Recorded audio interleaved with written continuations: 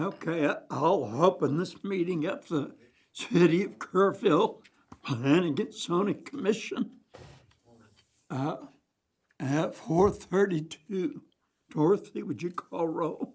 Yes, sir. Bob Waller, Here. Garrett Harmon, Here. Trisha Byram, Here. David Jones, Here. Justin Zuber. Here. Thank you. Thank you. We do have a quorum. Consent agenda. Item number 1, anything listed below is considered routine or ministerial in nature and enacted with one motion. No separate discussion unless a commissioner or citizen so requests. In that case, the item or items will be removed from the agenda and considered separately. Item 1B is approval of the minutes from the September 5th, 2019 meeting on page 3.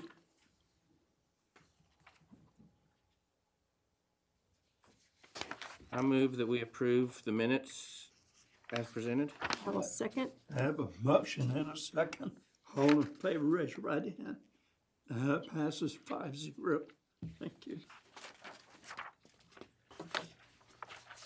For public hearing and action, number 2A, Drew. Thank you, Chairman. This public hearing consideration and action to recommend a resolution to allow a conditional use permit for a short-term rental unit on Lot 1A, Block 6 of the Lowry Addition, more commonly known as 202 Lowry Street.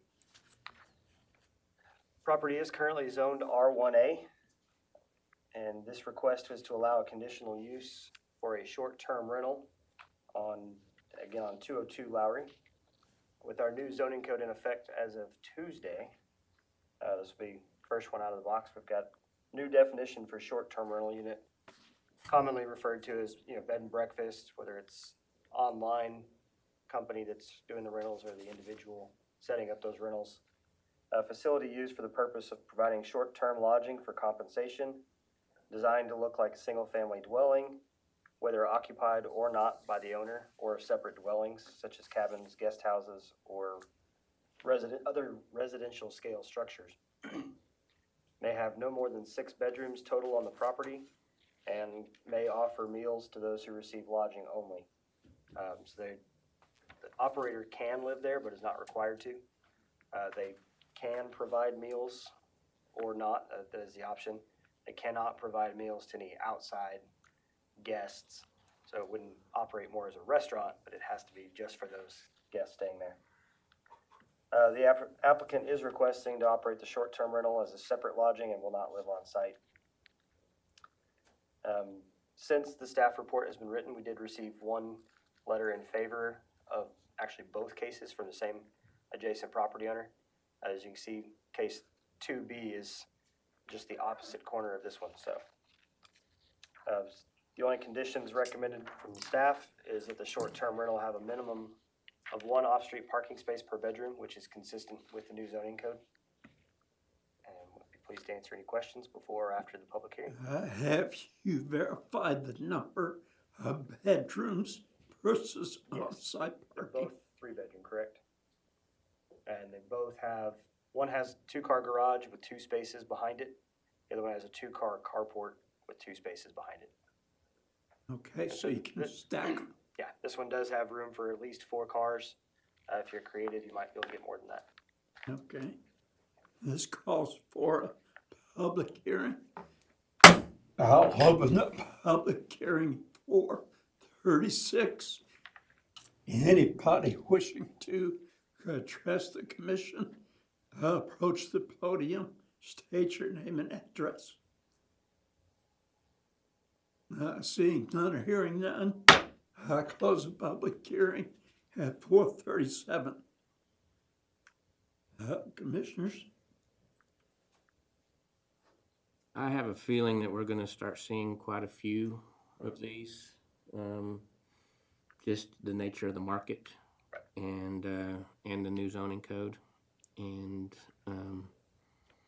I think the parking condition makes sense. Just from personal experience, we have a rental across the street that has a driveway that fits one car. And I know the house has at least 3 bedrooms and at least 4 tenants, each with their own car, and parking does become an issue. And so I think the off-street parking condition is at 1 vehicle per bedroom makes sense. If it could be enforced. Yes, if it can be enforced. I guess I don't know what that enforcement entails. A phone call to who? It would go to code enforcement. But that would be something that we actually address at this point with the conditional use permit, that they have enough parking spaces for 1 per bedroom. Unfortunately, we can't limit the guests to 1 car per bedroom. So they could have 2 guests in 1 bedroom with 2 cars. And that may cause an issue. If it eventually causes enough of a public nuisance, code enforcement could address it at that point. And Mr. Harmon, to your point, I think we will have at least several of these coming. The previous code did not specifically address bed and breakfast in the residential areas. It addressed bed and breakfast more as a commercial venture in several of the other zoning districts. As we discussed this with the Code Review Committee and First Planning Commission and City Council, requiring the conditional use permit, since we have seen some increase, surrounding communities have certainly seen an increase in the bed and breakfast in the residential areas. Didn't want to get too strict with requirements up front, but at least allow this public process to be able to treat them by a case-by-case basis. As we get more of them and learn how they impact Kerrville, staff will keep kind of a running list of conditions. And so that list of conditions could grow for future cases, depending upon what issues we find out. If parking ends up being the only issue, then we've got that addressed, and we'll keep similar recommendations for each one of these conditional use permits that comes forward. Yeah, that was my question. So it's by design that it actually does come through here. That's correct. But if it really grows, then it may need to be looked at. Yeah, we can always differently. come back and look at it. Several cities have a licensing or a permitting process. Some with a public process like this, some without. Some require different levels of inspections, depending upon what services are being offered. We kept it pretty simple, and it is just a conditional use permit at this time. But that does give, again, the public notice to neighbors within 200 feet, plus the newspaper notice. So if there is a concern from the neighborhood, they have their voice as well. Assuming the person between the two was notified, Yes. they didn't respond, or? No. I think my only concern would be to make sure that some of these, if you can have 2 cars per bedroom, that some of these don't turn into long-term rentals or group homes in some form or fashion. Well, if it became a long-term rental, just like any other home, that would be It's allowed by leased. right. That would Yeah. be, we But wouldn't have any not a control of it. group home. That would become a what, I'm sorry? If someone were to rent this house long-term, it would Right. just be a residential lease. Right. That is allowed. Group home does have its specific set of rules Okay. based on separation from other group homes and other housing requirements that would be addressed through that license. Those are allowed by right in all the residential zoning districts. But again, they have to qualify for those licensing for the group homes. So yeah, this would not circumvent the group home license. Okay. Does the owner live in either one of these? No. No, you live right across the street, I correct? stay at 202 frequently, but I do not actually reside there, no. Thank It's you. more of a permanent situation. What about the individual that does this just at their home sporadically? Same process? Same process. Okay. Yep. And the one thing that we don't tie the zoning to, these are still required to go through the occupancy tax reporting through our finance office. So I believe it's quarterly, they have to submit their records, what their stays were pay those occupancy taxes just like any other hotel, for those short-term rentals. They do pay the hot tax. Mhm. Okay. Finance works with the several that we have, I don't know the exact number, a couple dozen that we have currently. So they work with those and send notices out. We just don't want to tie that to the zoning because they're not directly related. But we'll pass that information along to each applicant as they come into our office. Those conditional use permits also, or just grandfathered in? They'll be grandfathered. So any of the existing ones are grandfathered unless they stop operations for more than 6 months. Finance does have a list of those that we're aware of. If someone came in and says they've been operating for the last year or 2 or 3 and can show proof of that, they could also be grandfathered prior to October 1st date. Okay.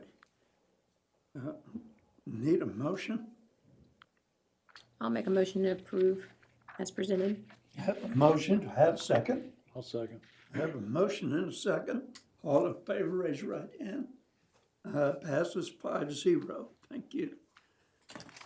Number 2B, public hearing requirement also. But Drew, will you give us an overview?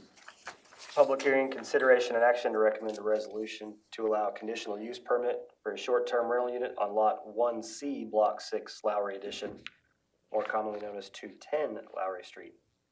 Again, this is the opposite corner of the block on Lowry Street, also zoned R1A. Same comments, same condition that they're required one off-street parking per bedroom.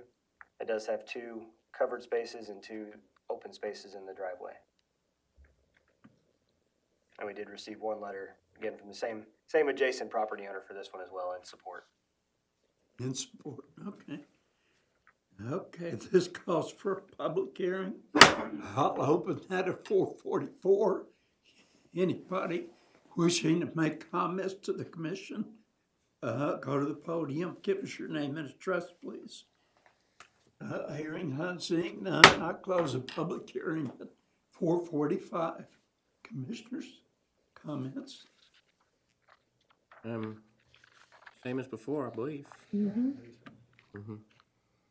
So, I move that we approve the conditional use with the 1 parking space per bedroom requirement. I have a motion, do I have a second? I'll second. I have a motion and a second. All in favor, raise your right hand. Passes 5-0. Thank you. Number 3A has been withdrawn this session. 3B, Drew?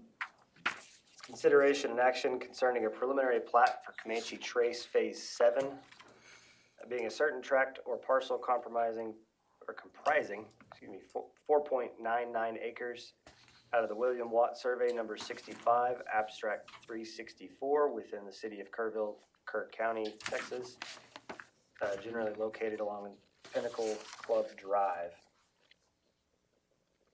Staff recommends the plat. Might help if I showed it to you. This is at Pinnacle Club Drive at the end of the existing Phase 5, as you're making your way up to the clubhouse. Staff recommends the preliminary plat with the following conditions. That there's, right now called Street B, the stub out for lots 5 and 6 needs to be made part of a private lot. I think they're going to work on making it part of Lot C, with a public utility easement and private access easement.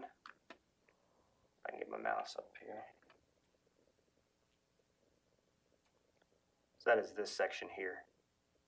This little stub here does not meet right-of-way standards. So similar to what they did in Phase 5, right here, that'll actually be part of Lot C that wraps around to the golf course for private access and utility access.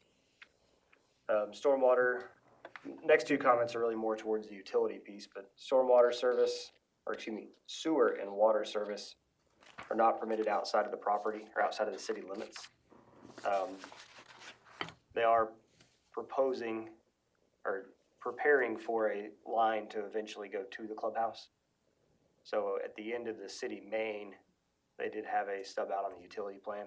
They'll work through that with Public Works and city engineer as the timing of that and any future annexation. If that additional property is annexed, mains would have to be extended. It's a little difficult to see on this one,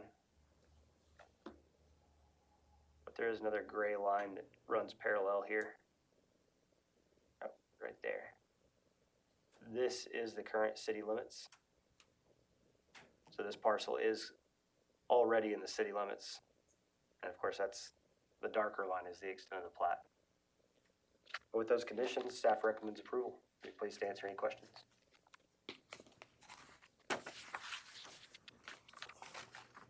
All of this will be in the city. Yes, all of this That's is their. currently in the city. It's already there. It already is, yes. How did it get into the city limits ahead of time? If I'm not mistaken, this phase was actually part of the original annexation. Is that right? So it's part of the 1999 PD. Yeah, you want to jump up and kind of give, you got a little better history than I do. Is this that property up on the hill? It's not quite on the hill, no, it's still at the base of the hill. Okay. Yeah, it's right, like you said, right at the end of the improved Pinnacle Club Drive. Okay. By the way, I'm Ken Kalachny with Matkin Hoover Engineering. So by making this, I guess what was a roadway that part of Lot C, does this just become a cul-de-sac? Yes. And then how do you access Lot 5? So from the edge of the cul-de-sac here, Yes, this portion of it will be a private access easement okay. for lot 5 and 6. Right. And that's similar to what, they can't see it, it's just off the edge of the page. Similar to what was done in phase 5, there's a cul-de-sac up here Mm-hmm. with a private access easement to these last few lots. It'll be paved, but it won't be city street. Correct. But End it'll up looking be more like a driveway than anything else. 911 access as well. Yes. Mhm. Yeah, it won't be gated or anything like that. Okay. Yeah. I'm talking just the width really. And turn around. Yes, it's I think it's 34 feet wide. Right. So that'd be at least 20-foot wide drive for 911 access in there. Right.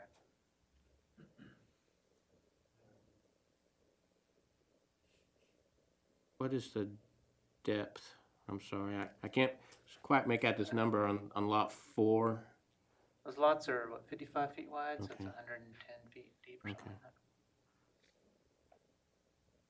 that. I know that in normal fire lanes, you can go 150 feet deep and still back out, and Right. fire marshal's okay with that. Correct. All right, now my main concern is at the other end, Lot 16, I believe. That access looks pretty treacherous. It's very steep and very narrow. Yeah, I mean, because of topography, they could, put in a retaining wall and have their own individual driveways, but most likely they'll have a shared driveway there as well. That'll be in an easement.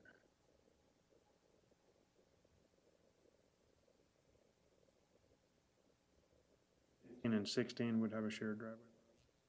Most likely, yes. It just makes sense because of the topography. And 16's pretty good ways from the end of the cul-de-sac.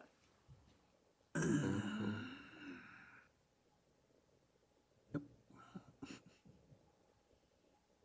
Intermodal. And so as they finalize their design of the street and these lots, working with Public Works and city engineering, that side may look like the other side and actually have a separate lot that's a private easement. Or they'll may just have a private easement that goes across those 2 or 3 lots. It'll have to be approved by the fire marshal. Yes. of the department. With the Okay. with the cul-de-sac access, the fire marshal has adequate access to all lots. That cul- Without that, It's just a long way from the end of that cul-de-sac to the, Well, in perspective, though, that's no longer than one of the larger lots. it's Yeah, still connection about the trace. same. Yeah. Okay. Yeah, from the public street to the house. No, you're right. Yeah. Okay. And so this end may have a minor adjustment to have a private easement or a separate lot that is a private easement for access. But they'll know more of that when they get into the final design of the street. You would see that on the final plat? You see it on the final plat. Yeah, those are all pretty good sized houses up there. Yeah, I guess that's what I would hope to see on the final plat, that's addressed a little bit better. To me, we're creating a problem down there with lot 15 and 16. You know, and I guess really mainly in regards to emergency services. Yeah, we have a cul-de-sac that we can get a fire truck turned around in, but you know, the driveway's 200 feet away. I mean, the house is 200 feet away. As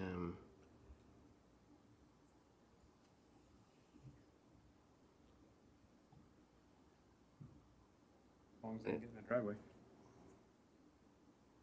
Well, Yeah. again, I mean, if you had like a 1 acre lot, the Mhm. house on it towards the back, Yeah. you'd easily be more than 200 feet away as well. So the fire code really only deals with getting access to the driveway, not necessarily from the driveway to the house, Mm-hmm. not for a private residence like that. Any other questions? I'm hanging on the side of the hill. If not, I guess, you know, but I'm just trying to think, is there other ways? I mean, what would end up happening is you end up losing a lot to give the remaining lots more access or better access.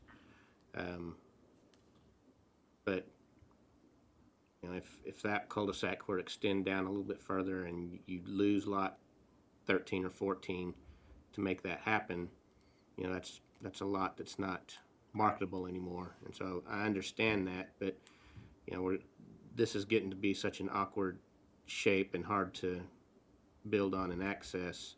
It seems like there should be a better way to address that.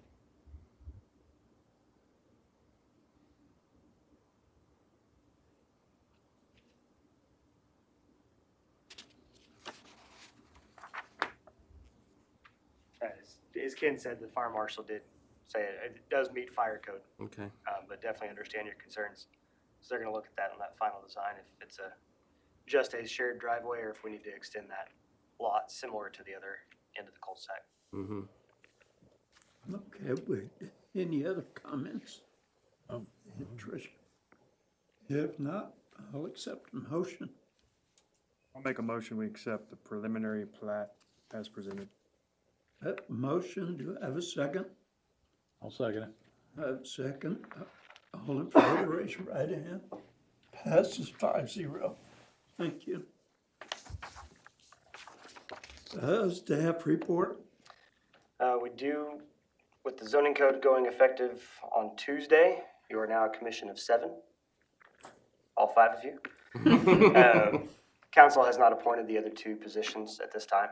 I believe that's gonna be on council next week, for those appointments. May see some changes in our scheduling with recent legislative changes on plats. Once the city receives a complete application for a plat, it has to be decided on within 30 days, which includes the planning commission hearing. So, we're working through processes, just like every other city in the state, trying to figure out what that means as far as internal procedures.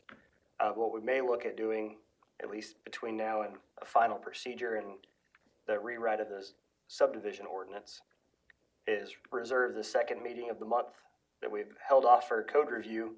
We may hold those off for just plats and keep a lot of our zone changes and conditional use permits on that first meeting for the public hearings. So trying to stay flexible with our customers as well. Our current code says we meet within 30 days anyway. But if there's any time delays or any issues, we have to work with the applicant based on the new state law changes. I think a lot of cities are trying to figure the same thing out as what does complete mean? How do we convey that to the customer? When does that bring it to the planning commission? So we're working through that with the subdivision ordinance rewrite. And the code review committee did look at, got an introduction to the subdivision ordinance. They haven't looked at any depth to it yet. Looked at landscape ordinance, tree preservation guidelines, tree pruning ordinance, and dark sky ordinance. We don't have a timeline for when that comes to the commission yet. But code review committee has looked at that, at least in draft form, and either may go back to the code review committee or may come here at some point. As soon as we get a schedule, we'll let you guys know. What ordinance covers when you pull up to a corner and you can't see because of obstructions? Part of that is in the draft of the landscape ordinance. Okay. We do have a little bit of language in the current zoning code about corner obstructions, but it's not as specific as the landscape ordinance will be. Off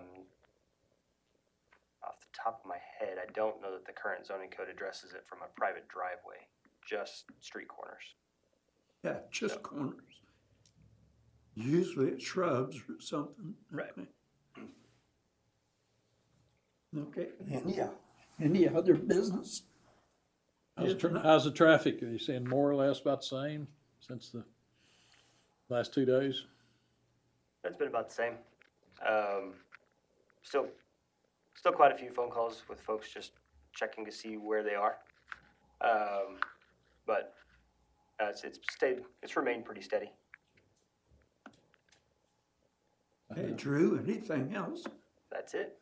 If not, we're adjourned. Thank you very much. Good.